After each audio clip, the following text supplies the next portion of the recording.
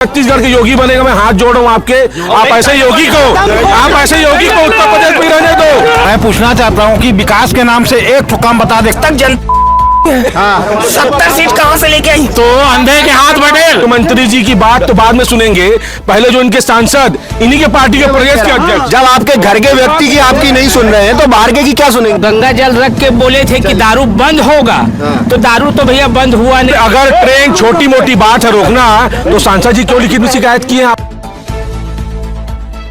नमस्कार दोस्तों, आप देख रहे हैं आरएस न्यूज और अभी हमें छत्तीसगढ़ बिलासपुर की कोटा विधानसभा सीट के बिलगैना गांव में। यहाँ हमारे साथ कुछ कांग्रेस के साथी हैं तो कुछ भाजपा के साथी हैं। आइए जानते हैं यहाँ चुनाव की स्थिति क्या है। आपको क्या लगता है इस बार कौन चुनाव जीतने वाला है? बीजेपी जीतने वाली है। आपको क्या लगता है इस बार कौन चुनाव जीत सकता है? इस समय आज 60 सालों से कांग्रेस जीतते आई है, आज भी कांग्रेस जीतेगी, सदियों तक कांग्रेस जीतेगी और कांग्रेस की सरकार बनेगी, भूपेश बघेल सरकार बनेगी। और कोटा विधानसभा जो है अटल श्रीवास्तव बहुमत वोटों से जीत करके वो अपना राज्य पर्चा लहरा के छत्तीसगढ़ में सरकार में वो मंत्री का दावेदार। चलिए, अभी चूंकि सत्ता में कांग्रेस सरकार है तो क्या आप कुछ प्रश्न पूछना चाह रहे हैं अपने कांग्रेस साथियों से?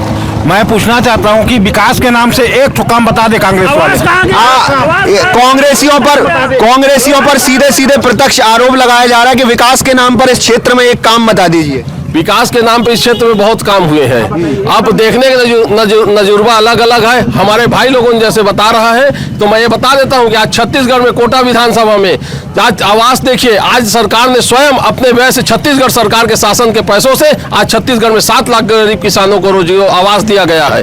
चलिए, ये जो कह रहे हैं कि जैसे चूंकि ये बात प्रदेश स्तर पर भी चल रही है कि जो भूपेश बघेल सरकार है वो कांग्रेस और कांग्रेसियों के लिए काफी काम कर रही है। पिछले 15 साल जो रमन सरकार रही उसमें क्या क्या काम हुए? देखिए, रमन की सरकार में सभी को आवास मिला, सभी किसानों को जो है उचित जो है उनका धान खरीदा गया, गांव गांव में विकास, गांव गांव में बिजली, सड़क, नल, किस चीज की व्यवस्था नहीं की। ये कह रहे हैं कि जो धान थी वो रमन सरकार में भी खरीदी गई लेकिन उसकी रेट कम थी, तो अभी जो रेट जो दे रही है भूपेश सरकार उसको किस तरीके से ले रहे हैं? कितना दे रही, इनसे पूछिए ना। कितना रेट? आज 1640 रुपए दी है, आने वाली सरकार 2800 रुपए किलो में धान हमारी सरकार बनेगी। और जो गंगा जल रख के बोले थे कि दारू बंद होगा, तो दारू तो भैया बंद हुआ नहीं। गंगा जल को हम पवित्र मानते हैं और वो सीधा कांग्रेसियों पर इल्जाम लगाया जा रहा है कि कहा था दारू बंद करेंगे, दारू अभी तक बंद नहीं हुई। क्या कहेंगे?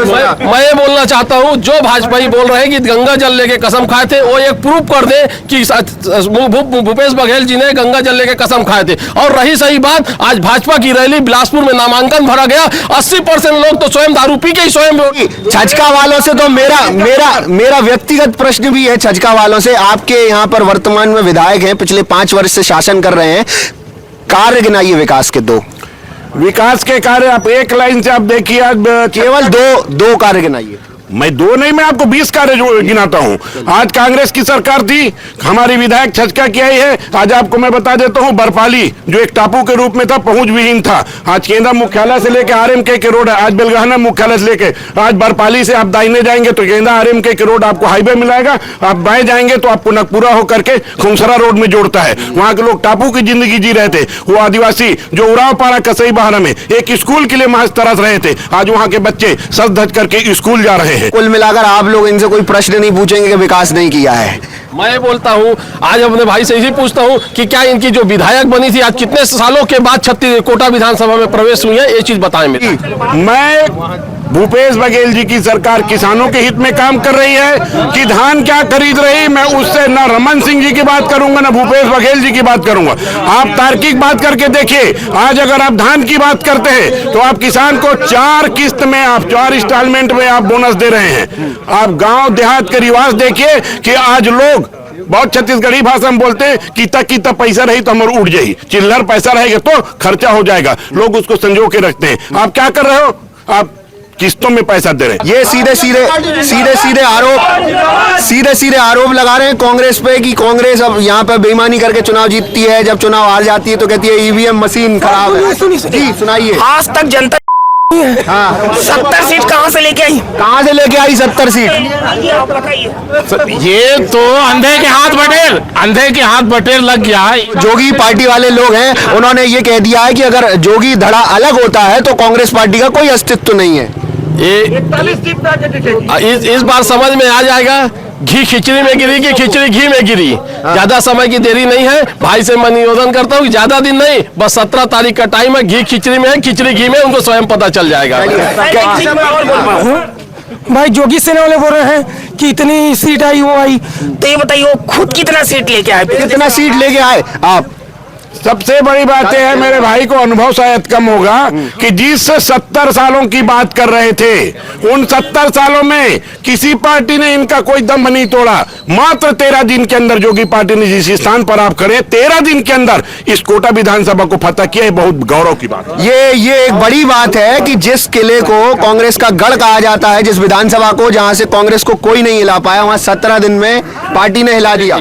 मैं एक चीज बोलना चाहूंगा भाई, लोगों का सोच क्या था? जोगी किस में था पहले? कांग्रेस में।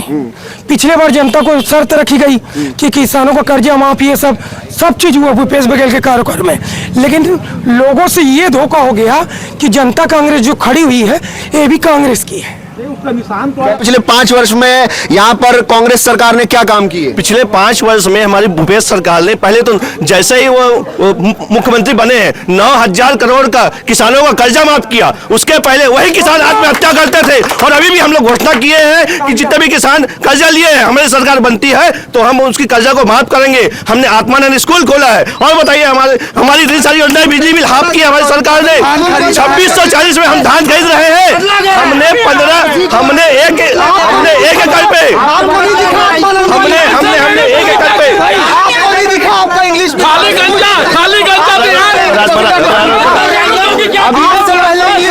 अभी आपके पास आ रहा हूं। हमने मैं बता रहा हूँ, हमने इस साल किसानों का 15 कुंटल धान प्रति एकड़ ले रहे थे। अब हमारी सरकार ने 20 कुंटल लेगी प्रति एकड़। सीधा कांग्रेस गवर्नमेंट से किसानों को फायदा होता है, गरीबों को फायदा होता है। आत्मानंद इंग्लिश मीडियम स्कूल खुला है, ये बता रहे हैं कि नहीं खुला? पूछते हैं, इनकी विधायक बनी थी 5 साल, माननीय रेडियो की थी। ये बताइए कब आई है वो क्षेत्र में? अभी 4 साल बाद आई है मैडम क्षेत्र में। मैं अपने भाई से एक चीज पूछता हूँ, निश्चित रूप से किसानों का कर्जा इन्होंने माफ किया।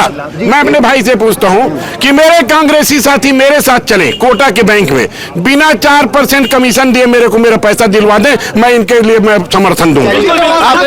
कांग्रेसी वालों की तरफ से मैं आपसे कह रहा हूं, आप जब भी बैंक जाएं इनका नंबर ले लीजिएगा, ये आपके साथ जाएंगे। अब आपके जो भी प्रश्न हैं, आप अभी बहुत जोश में थे, अब आप प्रश्न पूछ सकते हैं। भाजपा भी आपके सामने खड़ी है और चचका भी आपके सामने खड़ी है। सबसे पहला सवाल मेरा छत्तीसगढ़ जनता कांग्रेस के कार्यकर्ता और विधायक से है कि विधायक बनने के बाद 4 साल तक यहाँ रेणु जोगी जी के दर्शन किसी को नहीं हुए हैं। क्षेत्र की जनता को विधायक मत का उपयोग और डीएमएफ मत का जो उपयोग होता है, जो विकास के कार्य विधायक से उम्मीद रहती है लोगों को, वो यहाँ पर एक भी नहीं हुए हैं। इसका पूरा कारण विधायक की अनुपस्थिति। और अब जब चुनाव का टाइम आया है तो एक मिनट, अब जब चुनाव का समय आया है तो फिर से उनका दौरा चालू हो गया है। और भारतीय जनता पार्टी के से सवाल है मेरा कि इनके प्रदेश अध्यक्ष पहले छचका से पूछ लो, फिर पूछते हैं। वो सीधा आप बहुत जवाब दे चुके हैं। भैया जवाब नहीं दे पाएंगे, मैं दूंगा। डीएमएफ का बैठक मैं अटेंड करता हूँ। मेरे छोटे भाई को मैं बताना चाहता हूं कि डीएमएफ की जो फंडिंग होती है उसका एक टाइम लिमिट होता है, और उस टाइम लिमिट के अंदर कलेक्टर उसके प्रेसिडेंट होते हैं और विधायक की अनुशंसा लगती है 20% राशि। प्लीज सुनेंगे तो ये मेरे भाई मुझे बता दें कि डीएमएफ फंड का 1 रुपया भी विधायक के फंड से बचत है क्या, पेंडिंग है क्या, पैसा लेप्स हुआ है क्या? भारतीय जनता पार्टी के कार्यकर्ता और हमारे सांसद जी से सवाल है कि ये सांसद 1,40,000 वोट से जीत करके सांसद बने, इसके बाद प्रदेश अध्यक्ष बने। हमारे क्षेत्र में लगातार सबसे बड़ी समस्या है ट्रेन की, क्योंकि उससे गांव का एक आदमी पीड़ित है। चाहे कोई भी यहाँ पर खड़ा हो, वो नहीं बोल सकता कि ट्रेन से इससे तकलीफ नहीं। हमारे सांसद महोदय इतने निष्क्रिय है कि इनसे ट्रेन नहीं रुक पाई। अभी जो प्रश्न पूछा कांग्रेसियों ने सीधा प्रश्न पूछा कि ये जो एक इकलौती यहाँ पे ट्रेन चलती थी, जो स्टेशन अब सुनसान वीरान पड़ा है, उसको लेके भाजपाइयों ने कुछ नहीं किया। देखिए भैया, जो है हमारे सांसद इसके लिए लगे हुए हैं। भैया मुख्यमंत्री क्या कर रहे हैं? छत्तीसगढ़ से उनका सरकार है, उनका राज्य है, मुख्यमंत्री जी का। आपके भी तो सांसद हैं। हाँ, सांसद जी गए थे, लिखित में दिया है। फिर क्या हुआ? आप विरोध करते हैं, आपने विरोध क्यों नहीं? विरोध हम भी कर रहे हैं। कहाँ धरना दिया? हम लोग धरना सरकार क्या करे भैया, सरकार है, सरकार कर सकती है। आपके विधायक क्यों नहीं कर रहे? विधायक तो हमारे विधायक नहीं है ना, कोटा के भैया सांसद तो हैं। सांसद जी लिखित में दिया है भैया। विधायक की पार्टी से पूछ लेते हैं, आपने क्या किया है जी? चलिए, सांसद जी ने लिख के दे दिया था, उससे कुछ हुआ नहीं, वो बात अलग है। चलिए, बहुत विकास, बहुत अच्छा जी किया है क्षेत्र जी। में, तो उन्हें ट्रेन और ये छोटी मोटी बात पे तो प्रश्न उठाने ट्रेन कोई छोटी बात नहीं है। चलिए, जी। अगर ट्रेन छोटी मोटी बात है रोकना, तो सांसद जी क्यों लिखित में शिकायत की है? आप बोलो सांसद जी लिखित में दिए हैं। अगर छोटी मोटी मेरी बुरी बात, अगर ट्रेन रोकना छोटी मोटी बात है तो सांसद जी क्यों लिखित में दिए? दूसरी तरफ आप बोलते हैं कि हमारी विधायक नहीं है, हमारी कांग्रेस नहीं है, और बोलते हैं मुख्यमंत्री जी क्या कर रहे हैं। तो भाई मैं आपसे निवेदन करूंगा, पहले आप लोग संविधान को पढ़ लीजिए। केंद्र सरकार का उत्तरदायित्व, राज्य सरकार का उत्तरदायित्व, दोनों के स्पष्ट कार्य क्षेत्र हैं। रेल मंत्री और रेल मंत्रालय केंद्र सरकार का अधीन होता है, राज्य सरकार कोई हस्तक्षेप नहीं होता उसमें।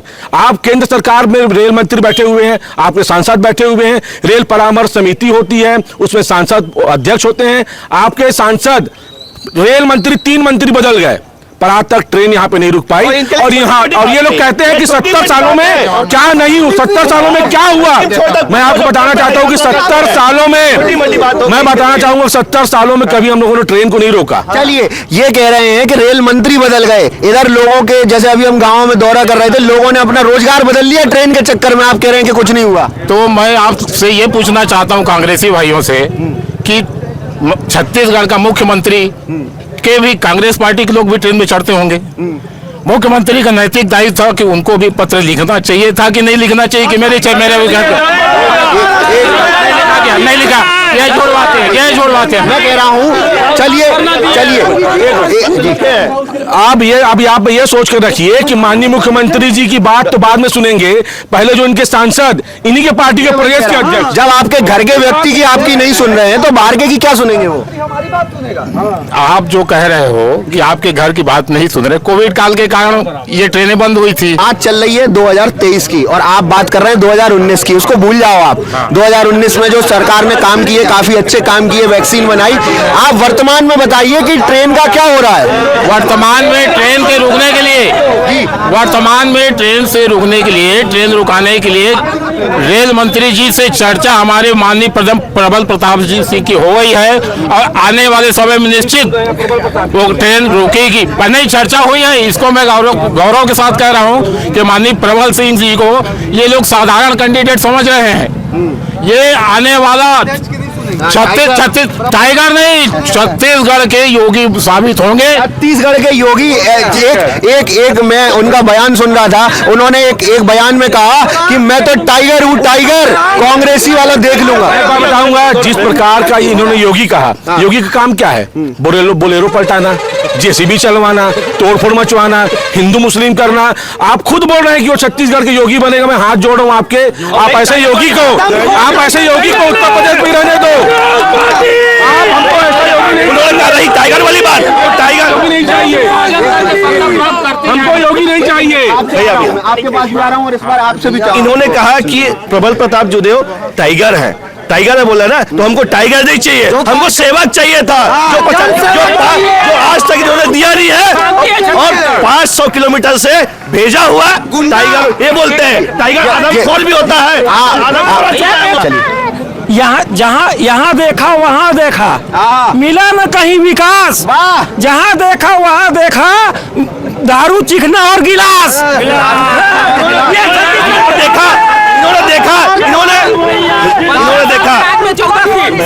आप कैमरे के पीछे से बोलोगे क्या मतलब है?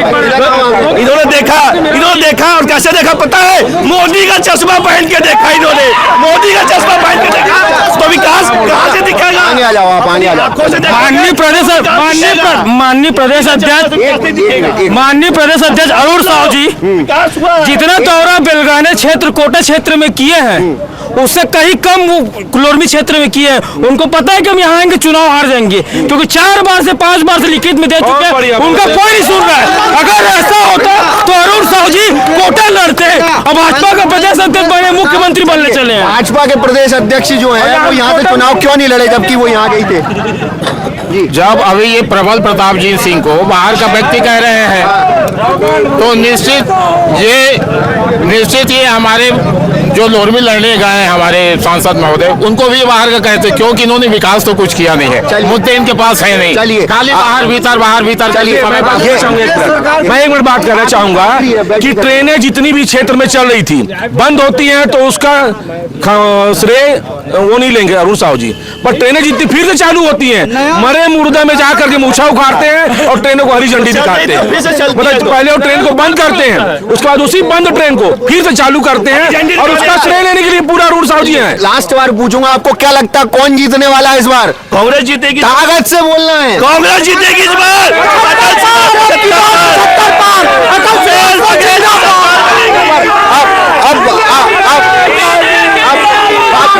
तो क्या लगता है आपको कौन जीतने वाला है? प्रबल प्रताप जी के जीत को भारतीय जनता पार्टी की न केवल यहाँ जीत होगी, चलिए इसका पता तो आपको वक्त के साथ चल ही जाएगा कि यहाँ से कौन जीतने वाला है। 17 तारीख को जब आप मत डालने जाएंगे तो आपको निश्चित तौर पर ये तीनों निशान देखने को मिलेंगे। आपका जहां मन करे आप वहां वोट डाल सकते हैं और आपको 3 दिसंबर को ये भी पता चल जाएगा कि कौन जीतता है।